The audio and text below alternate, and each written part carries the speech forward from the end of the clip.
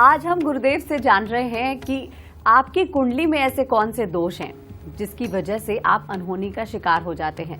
गाड़ी खरीदते समय आपको किन बातों का ध्यान रखना चाहिए, क्या सावधानियां बरतनी चाहिए। उम्मीद करते हैं कि आप कॉपी पेन लेकर भी बैठे होंगे जिससे कि आप लक्षण और उपाय नोट कर सके।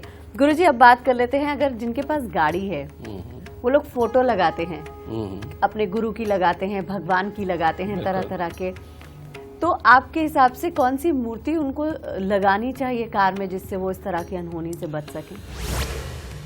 बेटा, सबसे पहले ये मैं बता दूं, जो तुमने बात कही है भगवान की मूर्ति या तस्वीर उनकी, ये श्रद्धा से जुड़ा हुआ मामला बेटा।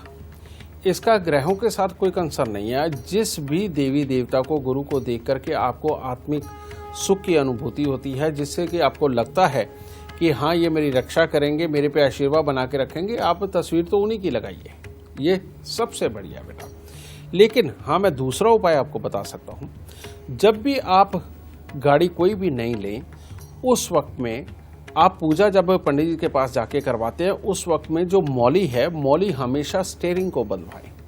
ठीक है, मौली का स्टीयरिंग पे बांधना ये बहुत ही शुभ संकेत है और ऑलवेज परमात्मा आपकी रक्षा करता है, क्योंकि आपके हाथ में ही होता है। दूसरा, अगर आपको आए दिन कोई ना कोई मुसीबत ऐसी पड़ी रहती है कि कोई शारीरिक कष्ट बनता है, या काम पे निकलते हुए डिले होता है, या फिर बने बनाए काम खराब हो रहे हैं, या छोटा छोटा एक्सीडेंट आए दिन होने लग गया है कि कभी छोटी सी स्क्रैच यहाँ आ गई, कभी यहाँ आ गई, तो बेटा तब आपको ध्यान जरूर रखना है। ऐसे में मंगल और शनि दोनों को गाड़ी के अंदर आप स्थापित कर लीजिए, आपके लिए बहुत उत्तम रहेगा। और वो कैसे?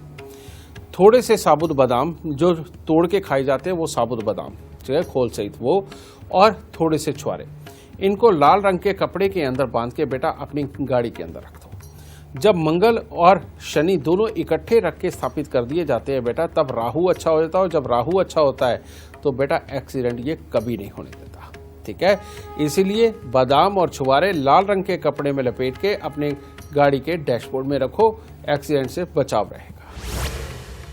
तो गुरुदेव हमें बता रहे हैं कि अगर आपके साथ भी कोई अनहोनी होने वाली है, उससे पहले लक्षण क्या हैं उनको पहचानिए और उसका सही उपाय करिए। गुरुदेव, अब बात कर लेते हैं नंबर्स की। गाड़ी लेते हैं, नंबर लगवाते हैं, तो नंबर का भी कोई ऐसा योग होता है, या फिर हमारे ऊपर वो फायदा देते हैं, नंबर नुकसान करते हैं, एक्सीडेंट करवाते हैं, ऐसा भी कोई योग है? बिल्कुल है बेटा। तुम देखो कि इस दुनिया के अंदर जब भी कभी भी कोई बड़े बड़े भूकंप आए हैं, भूचाल आया है, तूफान आए हैं, बाढ़ें आई हैं, वो कब आई हैं?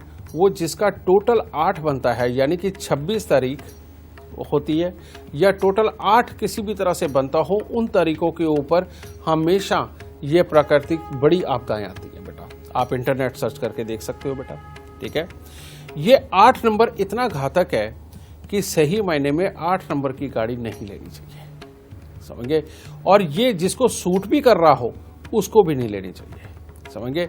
और जिसका टोटल मिल करके जैसे 26 नंबर है, ठीक है, उसका 2 और जमा 6 ये 8 बनता है टोटल।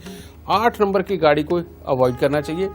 बाकी के नंबर आपको अपनी जन्म कुंडली बनवा के बेटा, उसके अंदर लिखा होता है कि कौन से नंबर आपको सूट करते हैं, उन नंबरों की ही सिर्फ आप गाड़ी ले तो ज़्यादा उत्तम होगा।